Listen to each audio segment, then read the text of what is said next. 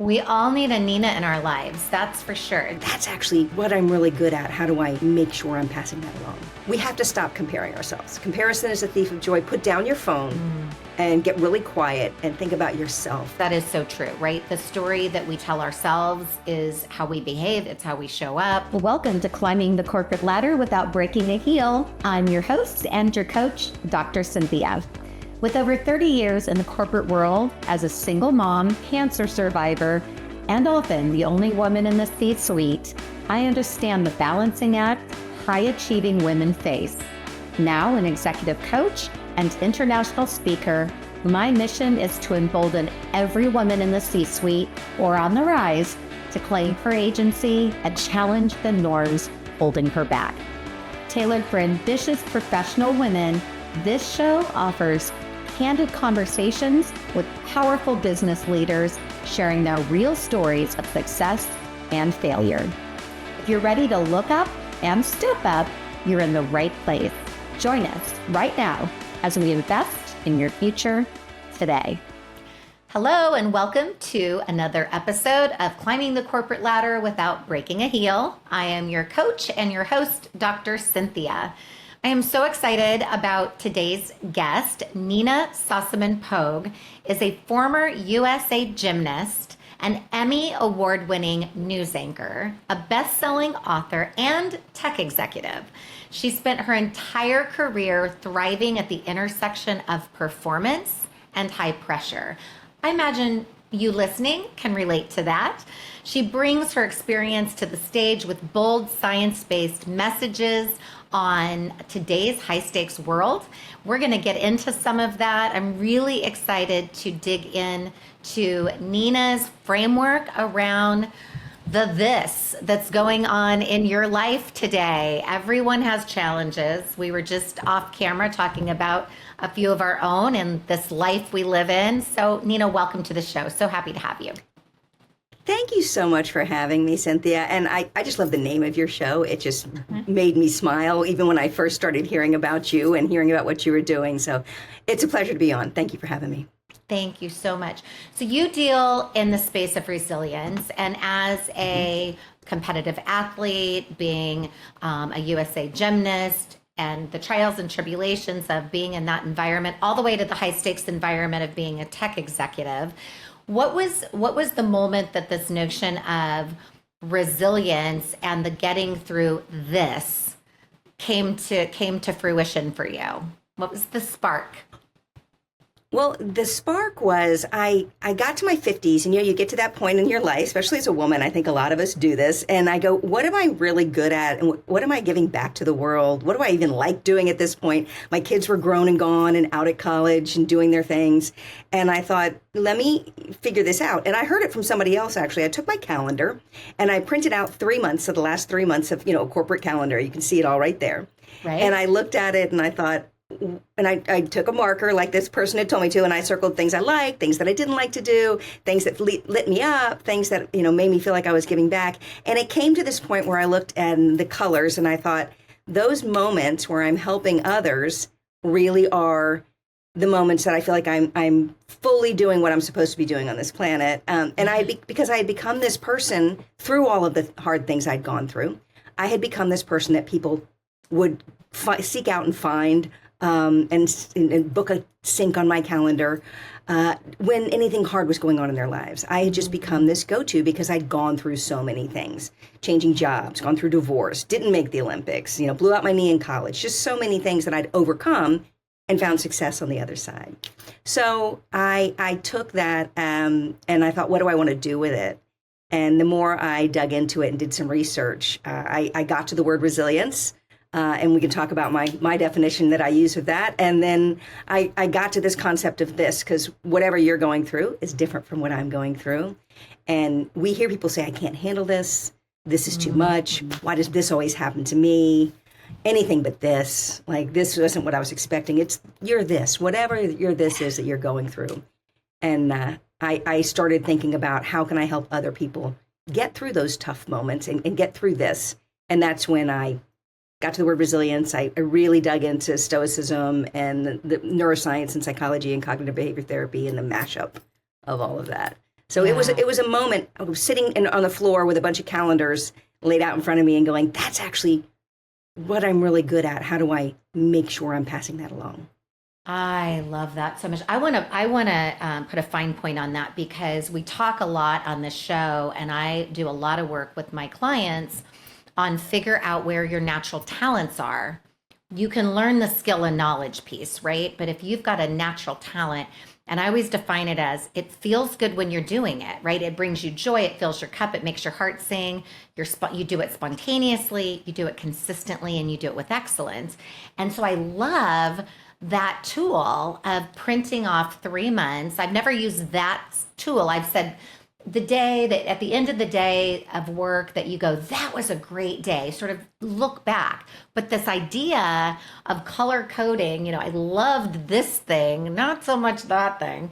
And then saying, how do I get paid to do what I love? So I just want to highlight that as such a great exercise, and really created for you this discovery of where you give back to the world, and that's what fills your cup.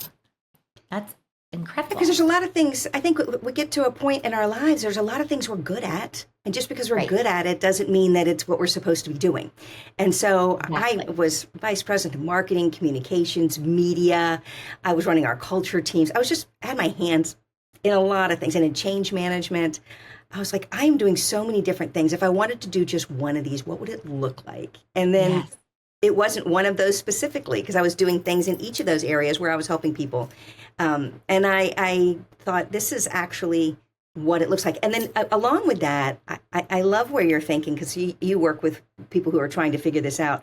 One of the things I had to find is, where does that carry over into my private life? Not just the calendar.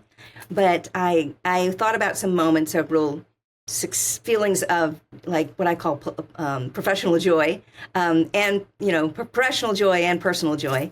And I had a guy, and one of my neighbors had I was home on a weekend, and he came knocking on my door, and I opened my door, and he's standing there with 2 beers in his hands and tears running down his face. This grown man who I knew his wife and his kids. And I was like, what has happened? He said, I'm hoping you can help me. I lost my job. I don't know what to do. I don't know how to tell my wife. My whole life is crumbling. And I was like, I got you. And we walked through the house. We sat on the end of the dock and drank our beers and figured it out. And I knew that what I was saying and doing was helping people. I had read so much, and I had thought about it so much, and spent so much time in the space. And it just became a matter of, how do I put that together and help more than just the one person who happens to knock on my door and that lives in my neighborhood. Yeah. We all need a Nina in our lives. That's for sure. Everybody needs a person that in those moments when you just need that great sounding board, that person that's going to help you know that you have the strength to get on the other side of it. I would love to hear your definition of resilience. Yeah. So the definition I use is from the Center of Resilience, and it's your ability to learn, grow stronger, and adapt in a positive way to whatever happens in your life. And I really lean into the learn and grow stronger important, but I really lean into the adapt in a positive way to whatever happens in your life. Because you can't go back. You only can go forward. This is find your way forward stuff. And you're not going to be the same on the other side. You're going to be different. So you have to adapt. You have to change. And the idea of change is hard for so many of us. We don't like change. Our brains were wired to keep us alive. Exactly. Didn't die yesterday. Let's do that again today. That's right. So we don't want to change. We don't want to change our eating habits. We don't want to change our workout habits. We don't want to change our career. Like, it's just scary. So the meaning, the resilience, the definition of resilience is adapt in a positive way to whatever happens in your life. And I will say, adapt to this. So whatever this is, how are you going to adapt to this? Yeah. So I know that you have, or I believe you have a framework or a steps to adapting to this. And so for the person listening who's going through a divorce, the person listening that's been laid off, we're seeing so much of that right now. The person listening that is really disenchanted at work. They thought it was going to be one thing, and now it's something completely different. They're unique this. What are the ways in which you help them adapt?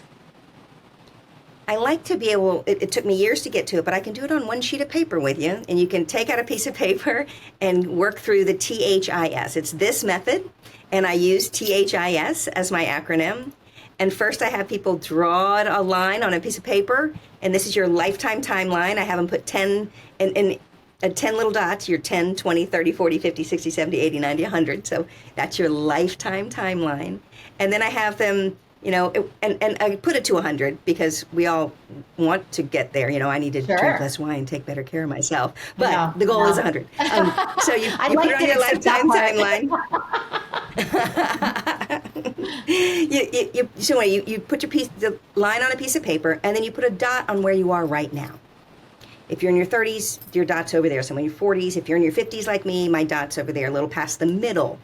It's not the end, it's just a little past the middle. And then I'll have people look and go, okay, think of all the things that brought you to this point, and you can go ahead and above the line put the good stuff that happened.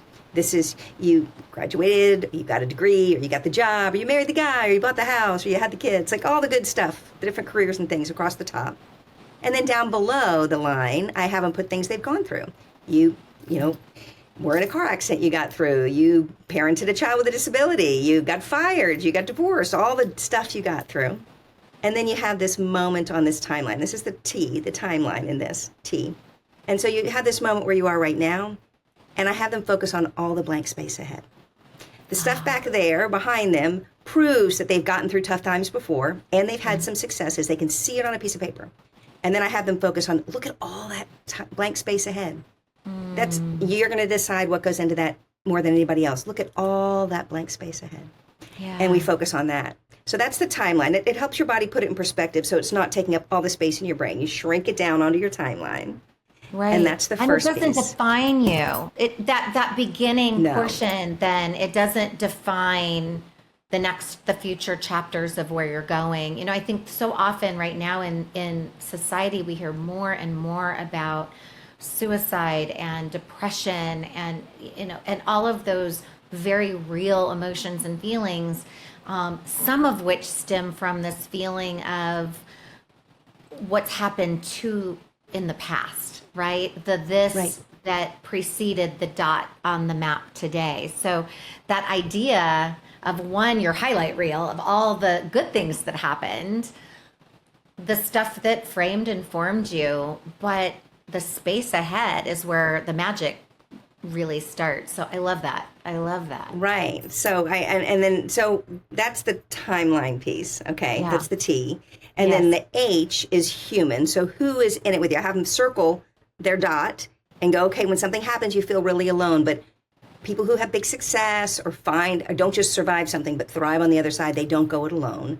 Humans were, made to interact and coexist with each other. And we will have, we have mirror neurons that help us, when here's one of the examples I always use. When you get on a plane and the person next to you is like white knuckling and freaking out with every noise. And then the stewardess comes by and nods and goes, like, it's fine, gives you a little wink. Right. That's that we mirror the people around us, and it helps us take off that cognitive load. So the next thing on your piece of paper is circle it and figure out who needs to be in it with you and maybe who doesn't. I have people sort their people. At any moment when you're in the middle of this, especially getting fired or a divorce or something, there's two sides to that piece of paper. There's two sides of the spectrum. Those are helping and those who aren't. And sometimes the people we love the most are not helping. So you just have to edit your people in those moments to go, I need more people who are helping me in my circle. And if there's nobody in my circle, I need to find a friend or a confidant or a mentor or a therapist. I'm very pro-therapy. Pull somebody into your circle because for the big things, you don't want to go it alone. So that's the H, is the humans part of it. I want to have you pause there, though, because I think that what's so important and profound to me is the people that maybe don't need to be part of your this. I think you mentioned that there's two sides of that, right? So hopefully the woman listening can immediately add all of the positive people that are part of their this in this moment that they can rely on, lean on, what have you. I really want to emphasize your point about there are times where it does feel like we're going it alone. I've been in those situations where in the moment, it felt like there's no one I feel like I can turn to that truly understands my this at this moment. And so the therapy being, I also am a fan and a proponent of find that objective, clinically trained person that can live into that with you. So critical.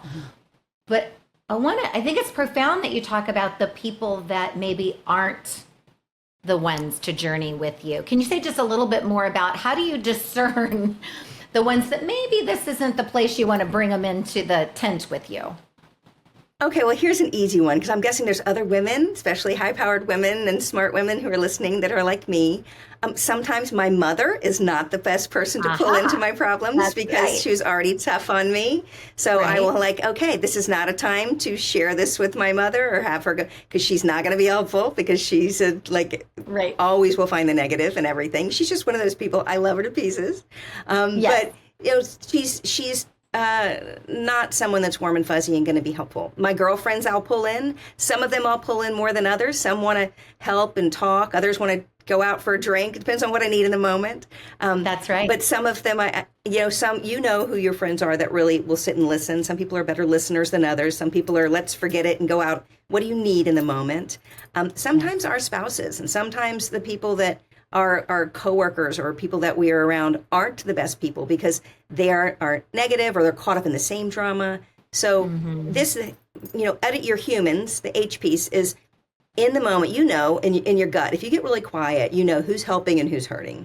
And I'm not saying get rid of these people. You can't get rid of your mother. She's there. I'm not saying get rid of these people. I'm saying edit them in the moment and figure out who's in it with you and put more of the people who are helping in your circle with you as you go through a tough thing. Yeah, so huge. So huge. Yeah. And by the way, Jordan, my daughter, when you're listening to this, I know you edit me out occasionally. She's like, Mom's not going to say what I want her to say. I'm sure my daughter does too. So, all right. So what's the I then? Then the I is isolate. And you touched on this before. Isolate is what are we actually dealing with? And you touched on this. You have your power is in the right now. So if you're spending all your time, so I'll have them take that same piece of paper and then draw lines, vertical lines on each side of it. So you can't talk about what happened before because any good therapist will tell you if you're spending all your time talking about the past and before, that's where depression lives. And then if you're spending all your time on the other side of that line, in the future, the what ifs and the doomsday scenarios and all the scary stuff we imagine that probably will never happen. But if you spend all your time there, that's where anxiety lives. So depression lives in the past, anxiety lives in the future. So this isolate is where are we right now? Because that's where we have the power in the moment that we're in right now to actually take some action or get our head in the right place. Sometimes when I'm doing this from the stage, I'll show a cup with water in it and I'll say half full or half empty. And the audience always goes, half full. And I'm like, yeah, I want to be the half full person too. But it's really just a 6-ounce glass with 3 ounces of water. It just is. So that's the isolate, not before or after. And what exactly are we dealing with in this moment? That's the isolate piece. And that helps you lower the cognitive load. Yeah, which is really the from a neuroscience, from a why this works from an evidence perspective. It's not just a catchy acronym. It's based in all of these really profound evidence-based, physically, neurologically based phenomenon. I was coaching a woman earlier this morning who is dealing with some really tough stuff at work right now. And the conversation was going from all this history of stuff that had happened, which was creating all of this sort of drama and angst, and then all of this projecting on how poorly this could impact her in the future, right? And without the words of isolate, we talked about what can you control in this moment around the stuff that has happened. What can you control right now? Let's do that thing. And then determine how that's going to manifest going forward, right? Instead of assuming jumping from one to the other. So I love that carving out the space that says, in this present moment, let's isolate and understand what isn't within our power right now. Love it. Love it. It's so intuitive. Everything you're saying is thank you. intuitive, but you have to have this framework to help you sort of pace yourself, I think. Well, and all four of these things, you can look at these four things and go, if you're stuck in any moment, whether it's a divorce or you've gotten, let go or something, you can see one of these four things isn't working. That's why you're not moving forward. So that's why this is really, really helpful. The piece with the isolate, there's two pieces to that I really like too, besides just the before and after. That really is what you touched on earlier. You can look at this moment that you're in, and it's on your big long timeline, and you can see as you isolate it, this is just a bad day or a bad month. A bad day doesn't make a bad week. A bad month doesn't make a bad year. Even a whole bad year or so doesn't make a bad lifetime.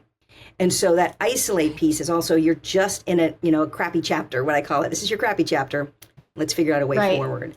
And I think it's really important, and you touched on that earlier. It's not your whole story, and you can't stay stuck in it. Yeah. Yeah. Yeah. All right, take us home. What happens at the S? The S is your story. So it's timeline, humans, isolate, story. And the story is the words in your head that come out of your mouth that become your story. And this is a lot of, neuroplasticity. The more you say something, the more you believe it. Your brain doesn't know whether it's true or not. If you tell yourself, you're horrible at this all day long, you're going to be horrible at this all day long. Your brain believes what you tell it. And so this is choosing your words carefully. And especially as women, but I think all of us do it. We are very we're very tough on ourselves. We have all sorts of self-sabotaging behavior and self-sabotaging words and language that we use. Like, this always happens to me. We have this, way in which this always happens to me. I'm terrible at this, or we overgeneralize something. How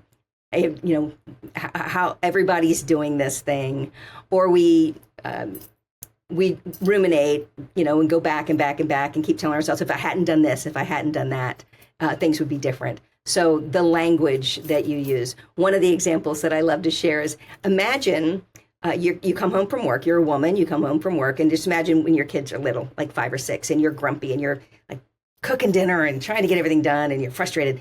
And your child says to you, hey, Mom, are you okay? Are you okay? And you would not turn to a 5-year-old and say, well, I'm an idiot and I work with a bunch of idiots and today was horrible at work and I'm probably going to lose my job and we're probably going to have to cancel Christmas. Like, none of those things are things you would say to a 5-year-old. Exactly. Right. You would say something like, Mommy's just grumpy, but Mommy's smart and she works with smart people and we're going to figure it out. And it's not like we're going to have to cancel Christmas or anything. Like, you got to start talking to yourself a little nicer, because you're building better pathways in your head that will be kinder to yourself. And all of this isn't just about your brain. It's about everything in your life. Your health, your happiness, your success all tie into this framework, because you can talk yourself into a fret and that cortisol comes in and that heart rate goes up. All these things happen in our bodies that are hurting us physically. And chronic stress actually shrinks our brains. I mean, your brains look, a healthy person and a person that lived on chronic stress, they have a smaller brain. Like, their prefrontal cortex is smaller and their amygdala, the part of your brain that's the alarm, is bigger. So if we stay in this beating ourselves up, this constantly staying stuck, we are hurting ourselves physically and doing real damage to our health, to our happiness, and to our success. So that's the this framework, T.H.I.S. And if you put it on a piece of paper, you put your line there, that's the timeline, put your dot, and then circle where that dot is, and that's your humans, who's in there with you, that's the H. And then draw lines on both sides of it, not before, not after. What are you dealing with right now? And you can write that in that little, line. You can put down what you're exactly dealing with. And then I say, this is. And I'll ask someone to put a handful of adjectives down at the bottom that they're okay living with. It doesn't have to be, this is wonderful. It doesn't have to be, this is great. It can be, this is tragic, this is difficult, this is challenging, this is a crappy chapter. It can be whatever. But it's got to be language that you're okay saying, because it's building a pathway in your head. And you know this because you're a woman like me. Anything you say out loud comes back to you. So however you start talking about your divorce or Right. you're getting fired, that's how other people are going to talk about it too. So you're actually creating your story. So that's this framework. It's some stoicism, the before and after, and what do you have control over, is some stoicism. And it's a lot of neuroscience packed in there. But simple, one piece of paper, and you can figure out what might be missing to move you forward. It's brilliant, Nina.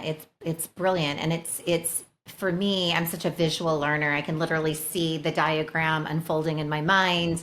It's compact enough that you can understand it. One of the things that really struck me when you were talking about the story piece, because that is so true, right? The story that we tell ourselves is how we behave, it's how we show up, and it's the story other people are going to carry forward. When my position was eliminated as a chief administrative officer, I had to spend a lot of time, one, because I wanted to be authentic about, no, I'm not retiring at, almost 56 years old. I got a lot of engine left. My position was eliminated. And then that other part of you that says, well, what are people going to think of me about that?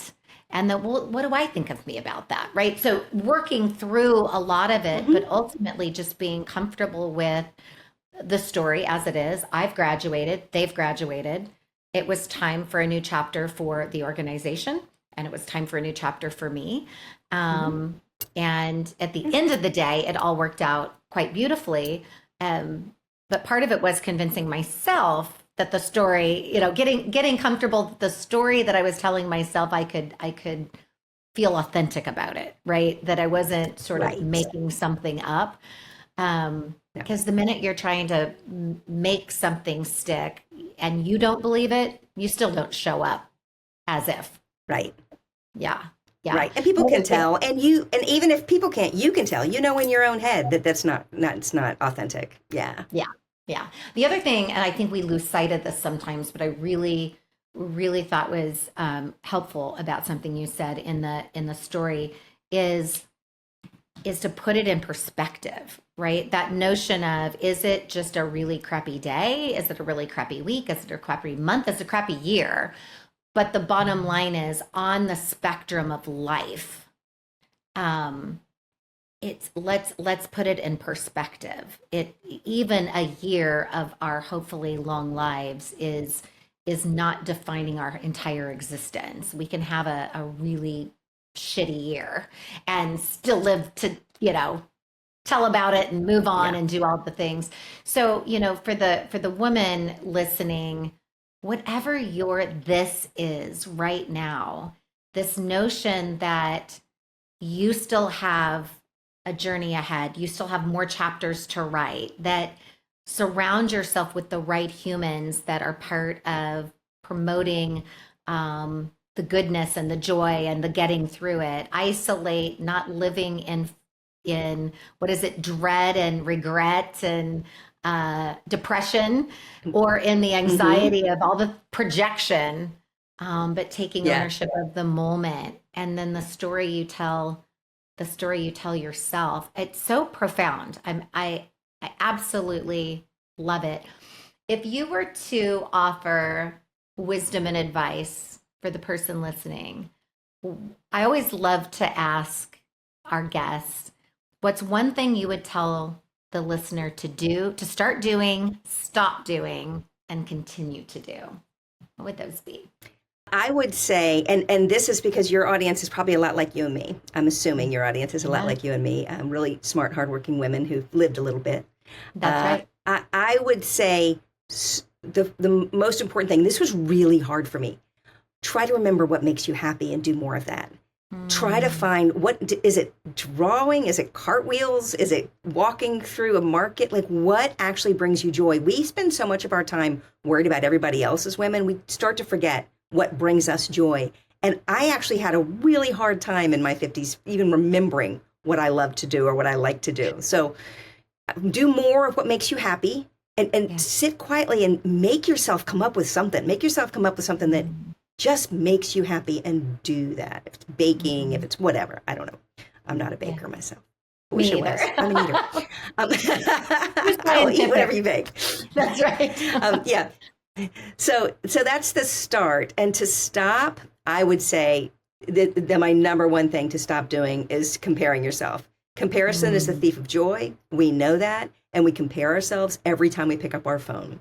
And we look at somebody's TikTok and somebody's outfit and somebody's thinner and their house. Like just this morning, I got up and I was working on some stuff and I don't pick up my phone right away, but I had to check in with you to make sure we were on time and stuff. And I pick up my phone and there's this woman with this great like green gray color in her house. I'm like, I need to repaint my whole house. I'm like, I do not have time for that. Right? But I loved it. And I was like, oh, her house looks great. And I like that better. I'm like, my house is fine. But we do this comparison, whether it is someone's home or what their kids are up to or, you know, what they're wearing or how thin they are, how they eat, who uses. I am not like the little meal prep things for a whole week. That's not me. That's not going to be me. I will always be jealous of that person, but it's not me.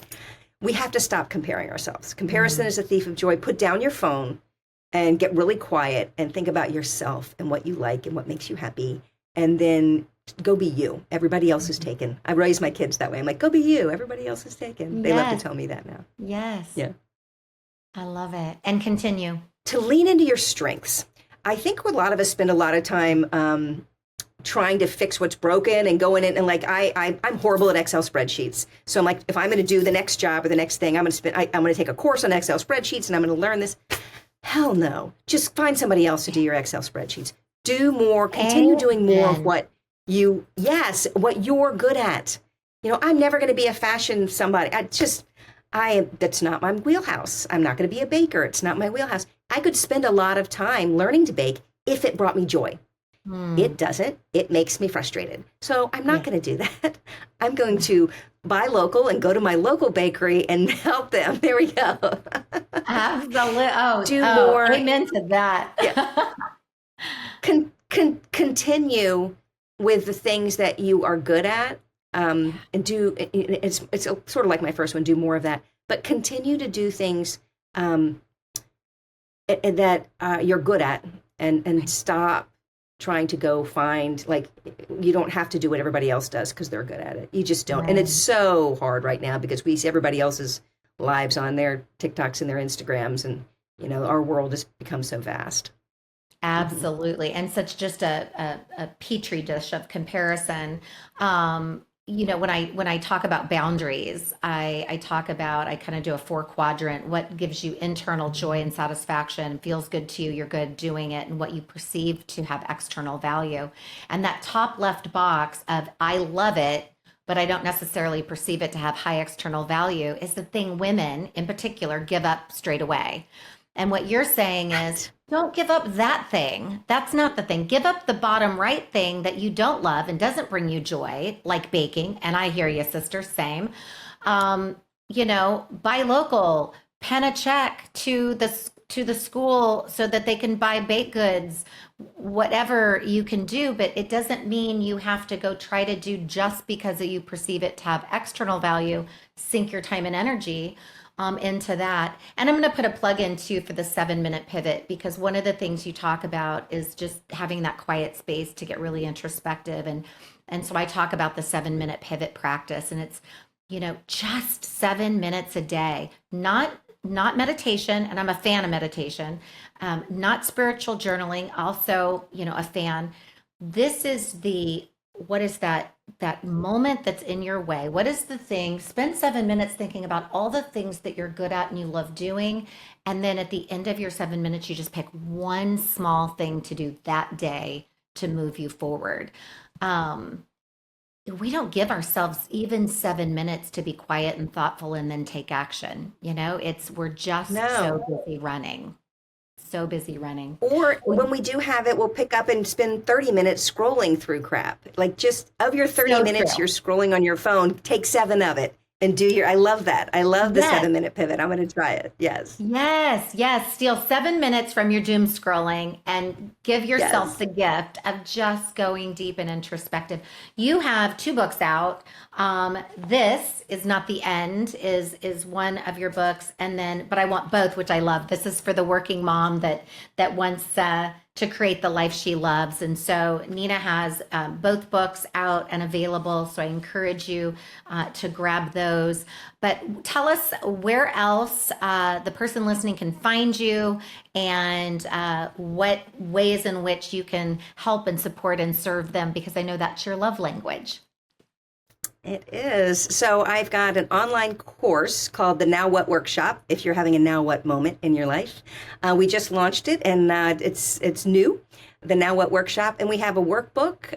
It's this workbook. It's that method I just walked you through, and it's really beautifully done. The graphic artist who put it together is fantastic, and it's got some coloring pages, because that does something for your brain, and some other things along with, and explains the neurology around all of it as you go through this really fun, short, thin workbook that's out there as well. People can follow me on Instagram. It's Nina Speaks, and you can find me on Instagram or Facebook or wherever, or on LinkedIn if your company wants me to speak at their event. But personally, follow me on Instagram. I think I'm funny. I put some funny stuff up there. But there's a lot of good, just daily reminders and things that kind of keep you grounded and keep you thinking about the big picture of your big, giant, messy, marvelous life, and not just the one moment that you're in. The big picture. And is the workbook available on your website or Amazon? Where can folks get the workbook? They delivered them this week, and they just got them done. So the team, it should be up on my website beginning by the time this airs. It should be up. So it's brand new. I love it. Well, I'm going to be one of your first customers. I'm looking forward to that. I think it sounds amazing and such great perspective.